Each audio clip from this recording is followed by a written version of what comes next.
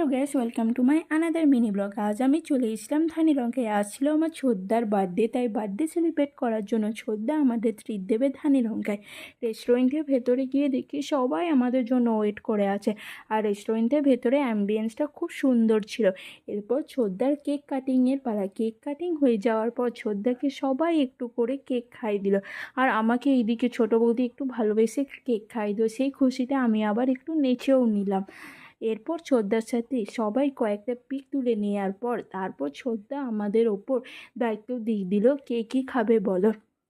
সবাই মিলে ডিসকাস করে অর্ডার করে দিলাম স্টার্টার্সের জন্য বেবিকর্ন আর চিকেন ললিপপ, আর ডিনারের জন্য অর্ডার করলাম চিলি চিকেন, বাটার নান, চিকেন কষা, শাহি পনির, পনির কুলচা। এইদিকে আবার ছোদ্দা আমাদের সার্ভও করে দিচ্ছে, আর সত্যি খাবারের টেস্টগুলো খুব ভালো ছিল। বেশ, আজ এইটুকুনি, টাটা সবাইকে, আবার দেখা হবে নতুন একটি মিনি ব্লগে। ততক্ষণ সবাই ভালো